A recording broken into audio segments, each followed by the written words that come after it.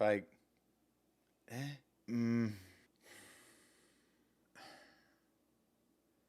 Okay, I think the father is... Copyright disclaimer. Hey guys, welcome back. I'm Bill, and it's my turn to give my thoughts on the controversial ultimate ending finale of Bluey, or at least the ending of Season 3. Bluey Season 3 is officially ended as of Sunday, 4/21, blaze it, and suffice it to say, Ludo Studio made sure that we went out with a bang. While nothing has been confirmed as I make this video, Bluey is not done. If anything, the 30-minute Bluey special, The Sign, has been introducing this coy conversation of whether or not this is a step forward towards more longer Bluey episodes. Maybe a Bluey story that's about, say, 80-90 minutes long, put behind a paywall.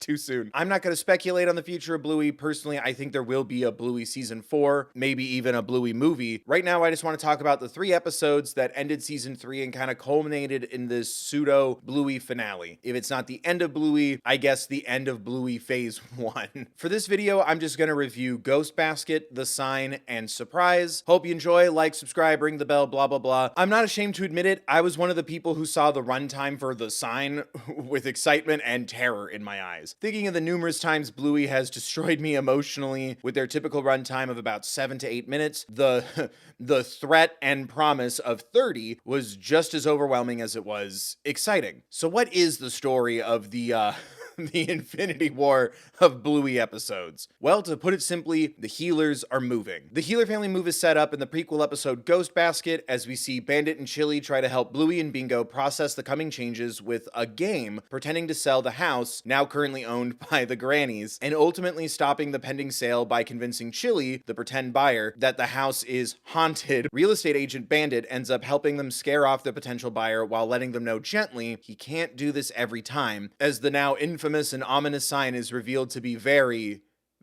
real. Calling back to the lesson they learned in an earlier episode of Season 3, Tradies, Bluey and Bingo already begin the story understanding that the real estate agent is just doing their job. The focus is more on helping the girls process and understand the upcoming change. Complete with its own Scooby-Doo hallway chase, it's still very fun, and bringing back Bluey and Bingo's Granny Sonas was a nice touch to keep things lighthearted before the big reveal that the healers really are selling their home. We're even given little glimpses into what Bandit and Chili are feeling about the move, as Chili starts admiring features of her home as she pretends to be a potential buyer, and Bandit, doing his job as his actual job, is the reason for the move. All the way back to Curry Quest, we've seen an episode where Bandit's called away by his job for 6 weeks. In Stickbird, while the family is on vacation, we see Bandit's really preoccupied with something. Whether it's because Bandit got a promotion, or got laid off, or got this new job opportunity, who's to say what the specifics are? Obviously, something is on his mind. Hence the game where Bandit helps Bluey and Bingo's grannies scare off a potential buyer by pretending the house is haunted. Speaking of, yes, I did Google it, and there is a requirement in Queensland that deaths must be disclosed in an aware of death statement, obviously foreshadowing the sale not going through in the end of The Sign. Bravo, Brum. It was right in front of us all along.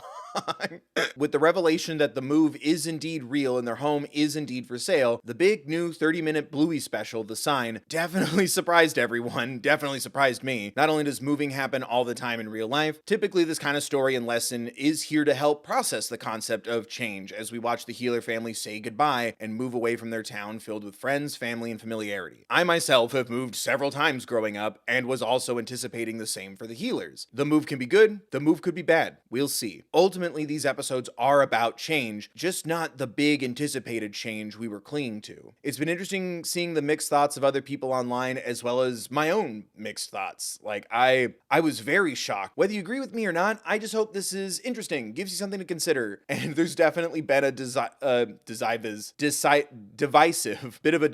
response to the ending of The Sign. There's also been a divisive response to the ending of Surprise. We'll get to the fun stuff. There's also the meta surrounding the biggest Bluey episode ever. It's also the finale of the season, and with no concrete news as of recording this video, no Bluey Season 4 confirmation as of recording this video, I think The Sign did a great job at also utilizing that real-world tension of a big finale, because Bluey ending one day is inevitable. And it felt to me like the intention was to kind of ease us through the possibility. Let's enjoy the now, one day this will end. Because in the show and out here in the real world, there are plenty of signs that the healers weren't moving. especially with the upcoming Bluey's World theme park. The amount of work and cost to change basic designs of the show would be so expensive in and of itself. And considering the title card for the sign isn't even of the sign, it's more about Frisky's wedding to Rad. And I don't think it means a sign, like a moving sign. I think sign as an indicator or a reason for making a major decision. The real sign are the signs we made along the way. The Shaggy Dog family that's putting in an offer on the house mentioned that they really wish that they were getting a house with a pool. You could also argue there's a sign for Bandit that this is a bad move, since he doesn't like the real estate agent, and it's confirmed in Dragon that he's the guy who bullied him about his art when he was a kid. One could take that as a sign. Chili's feelings are a little more obvious. She out and out says that she doesn't want to leave the house that her kids learn to walk in. You see her express her connection to the town filled with love, family, and friends being left behind. Except for maybe one friend who might have to move out west after her upcoming wedding. The sign is not only about the healers moving, it's also about the wedding of Chili's friend Frisky to Bandit's brother Rad. And as luck would have it, the wedding will be held at the healer house, despite it being on the market. And as we prepare for the wedding at the beginning of the sign, an oblivious Bingo is preparing to be a flower girl with muffin and socks. And yet Bluey, being the oldest and burdened with the curse of knowledge, Bluey is the only child who mostly understands the upcoming move should someone buy their house. I do say mostly because Bluey believes that if the for sale sign were to be removed, their house would no longer be for sale and the family would be safe. Bluey is comically under the misguided impression from her teacher Calypso that everything will work out at the end. Earlier in school, Calypso read a story about a farmer's indifference to anticipating events in his life as good or bad luck, and the message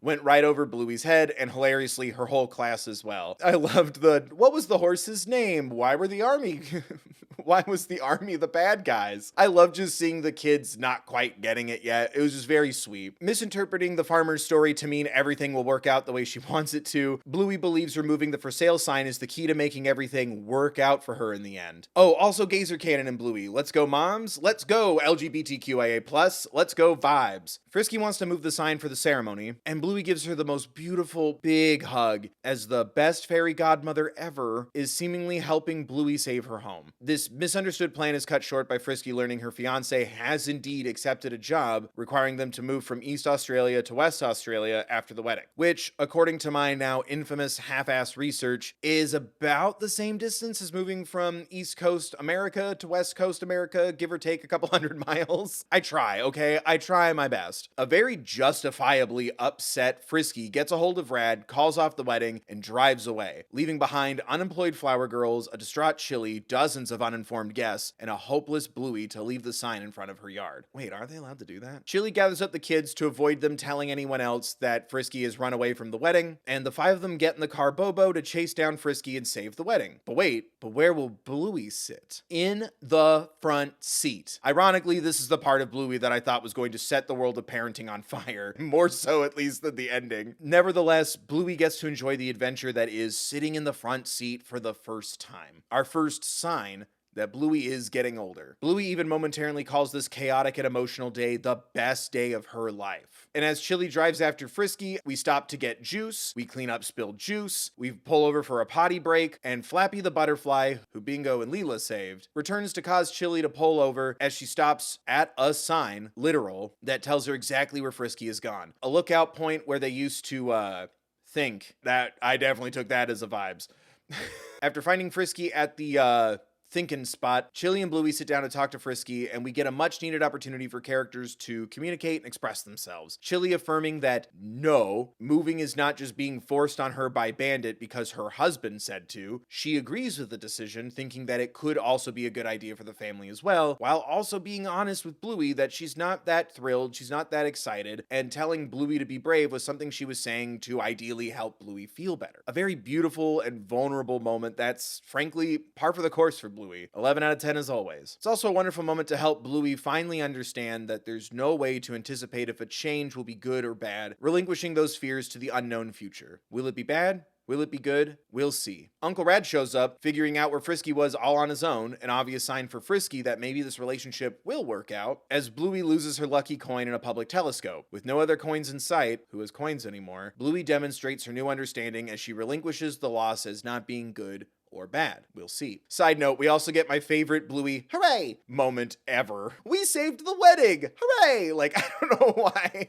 I don't know why. I just think it's so funny. We stopped the wedding from falling apart. Hooray! Hooray, the wedding is back on. Frisky and Rad off screen decide to stay, which, alright. A confused Bandit is also reassured by his brother that in the end, there will be other jobs. It's finally time to celebrate, enjoy today, instead of losing the now in anticipation of the future that we can't see. Solidifying that feeling as we, the audience, are also given Easter eggs to enjoy as we see Grandpa Bob is alive and well. Turns out he was just in India. He didn't mysteriously disappear or die. We also see onesie icon Brandy is now pregnant. Whether or not I like the story implications from these characters, whether or not you like them, it still shows us that time and life continued on without us. Something happened with Brandy off screen. Grandpa Bob was gone off screen and came back. Things will happen in this universe that we won't see. Time and the world continues to move forward. Adds to the weight of potentially leaving all of this behind with the healers. After we're done with the wedding, moving day is upon us. Reality starts seeping its way back in, and despite the emotions welling up, there's also a sense of peace, of understanding. Bluey is still sitting on the porch like before, but now listening to music, sitting upright, taking everything in as opposed to slumped in defeat on the side of the steps like she was earlier. As we start to see the furniture get moved out, Bingo finally realizes at long last what is really going on. And here, for me at least, is where Bluey changed forever. Bluey showcases her growth from the whole series to this point as she sits down with her little sister to tell her the same story of the farmer. And just like the kids in class who aren't at the point where they get the story yet, Bingo also asks if the horse had a name. This, honestly, was the breaking point for me. We see Bluey grow up in real time and be there for her little sister Bingo. They lean on each other and let what will be. We then see the Shaggy Dog family at Lookout Point where you go to, think, and they use Bluey's coin from earlier to see a different house for sale through the telescope. A house with a pool. Not only do we see that it's Winton's dad's house, I think it was Helicopter. We did get a setup, to be fair, that Winton's dad does have a pool. We also have been seeing a budding relationship grow between Winton's dad and the Terrier's mom, and they're finally moving in together, leaving for sale a home with a pool. The Shaggy Dog's back out of the sale, and the final sign is revealed. Nobody wants to move, and the deal fell through at the last minute. It's a clear sign that they don't have to move after all. We see Bandit finally take that leap of faith, summon his strength, and lift the for sale sign out himself, releasing the family from the move. It's frankly a beautiful moment, and having a comfort character like Bandit save us and the healers from the sign was just as beautiful and heartwarming as it was a little unrealistic. I can say that the ending defies what the story seemed to set up, and people move in real life. I could also waste time informing you on the realities of real estate, but that's also a talking blue dog that drives a car. You know what I mean? More importantly than going through the should they or shouldn't they have moved, Bluey doesn't unlearn this lesson. Nobody unhas this experience. Taking a baby step into a next phase of life, she was still there for Bingo. Before everything unchanged, Bluey learned to embrace change. There's an absolute beautiful montage set to Lazarus Drug by Meg Washington as the healers return to their home, literally renewed in energy as they settle in for a meal on the kiwi rug together. We see how happy the family is, and a wordless look between Bandit and Chili to that gorgeous, gorgeous, heartbreaking song says a million words of love, happiness, and gratitude for not only each other, but their family and their home. As the healers settle back into their home, in a similar setting but forever changed, and despite my realism adult brain buzzing with a million logistical questions and concerns, I wept in gratitude at their happiness. If moving away could have made them that happy, I would have accepted that ending too. Was this a good or bad decision?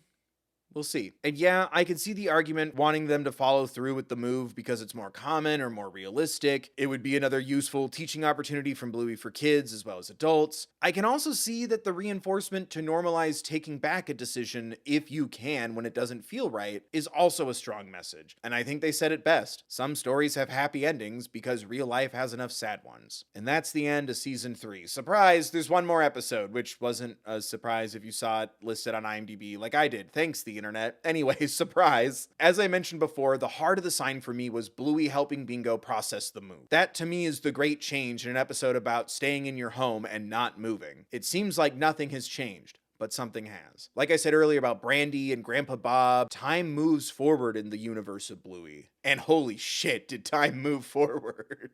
The surprise episode surprise seemingly returns us to the status quo. We're back in the original healer house, and the runtime returns to 8 minutes. But seemingly out of nowhere, Bluey begins to ask about parenting and wondering aloud if she'll have kids. That seems pretty typical of a Bluey episode, right? However, Bluey and Bingo are preparing to play separate games, asking Bandit to be part of both of them simultaneously. You see, Bingo is going to play house. She's now currently the mother of several tennis balls wedged into beer cozies, soda cozies, drink cozies, beer cozies. Meanwhile, Bluey has borrowed a toy space blaster gun thing from a friend. And I don't know how else to say this, but Bluey is playing with a toy that I'm pretty sure has like an age tag on it. Like I'm seeing it saying 5 and up, 6 and up, choking hazard something. And since Bluey just had this huge moment of emotional growth, maturity, and understanding, I can't help but connect that to the games that are being played simultaneously. And I think it's the Dragon Ball Z looking eyepiece. I also kind of took Bandit not understanding the game Bluey wants to play as what I imagine must have been the first time I told my grandparents about Pokemon or Yu-Gi-Oh! It's obvious that Bandit is way more familiar with parenting, playing house. He can wrap his mind around that. He doesn't know what game Bluey's playing. And after Bandit spends all this time going back and forth between house with Bingo and surprise with Bluey, Bandit is exhausted after protecting one of the tennis ball children from Bluey's onslaught. A defeated and tired Bandit is then tasked with taking Bingo's 5th child to the hospital. One of the beer cozies is too big and it doesn't fit the tennis ball head and it keeps falling out. After refusing the offer of just getting another cozy, Bingo instructs Bandit to take the little one to the doctor, where Bandit reassures and supports the child. Again, par for the course for the beauty of Bluey. Whether the diagnosis is your head or your body or both, nothing's gonna hold you back because your family has your back. And Bluey overhears this and stops playing and offers to watch the child so Bandit and Bingo can take the rest of the kids to daycare. Again, giving us a glimpse of maturity, of understanding. This could be another case of Billy overthinking it. I'd love to know if anyone else thought this or felt this way. There's a moment where the ball still falls out of the cozy, but instead of like a gasp or a shocked scream, Bluey and Bandit just kind of exchange a look. And to me, it felt like the first time Bluey's on the same plane as her dad. It doesn't freak her out. They just kind of look at each other like, good thing Bingo didn't see that, or it would complicate the story. I don't know. Maybe that's just me. It just didn't feel like Bluey was in the make-believe world like usual, and neither was Bandit. Bandit didn't go, oh, let me explain it away in the universe of the game. They just kind of looked at each other. They just keep playing as we say, here we are. Here we are in the future.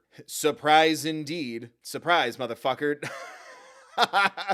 Sorry. We see solar panels on the homes and drones buzzing by and a car pull up. Here we are in the future. A slightly gray-haired Chili with glasses walks past new technology in the familiar house. Which, by the way, some of that technology has the exact same face that looks like the drawings Bingo put on her feet. I'm convinced that she's a tech guru genius. You cannot change my mind. As Chili opens the door, we see a grown-up Bluey for the first time. She's all grown up and here for a visit. Remember when your dad almost sold the house? As the bell rings again, and as Bandit answers the door, we're introduced to the newest healer, complete with an updated version of Bluey's blaster, hiding behind the door, just like their mom did. Bluey is a parent now, giving us one more surprise and one more lore detail to fight over as the season ends. And you know what?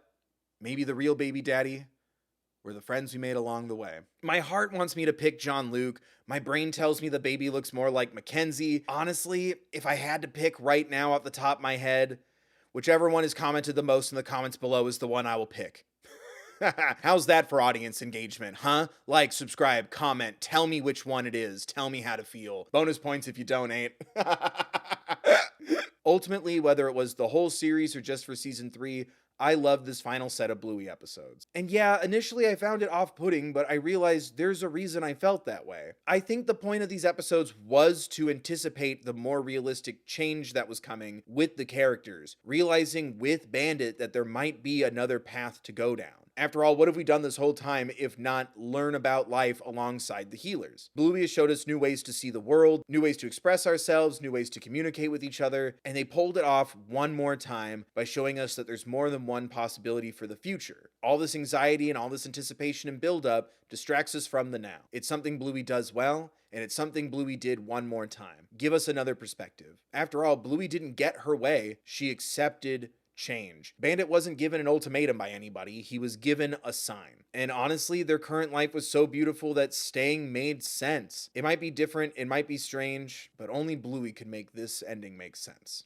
And honestly, I love it. So yeah, there you guys go. Those are my thoughts on Ghost Basket, The Sign, and Surprise. I'd love to know your guys' thoughts and theories. Let me know in the comment section down below. Don't forget to like the video if you did, subscribe if you want more. I just hope my thoughts give you something to consider. Whether you agree or disagree, just remember to be kind and be mindful of other people. I hope I did the same. Hope to see you next time I upload or go live. Hope everyone's staying safe. Remember to grab a mask if you're heading out. Be mindful of others. And remember to take care of yourselves, please.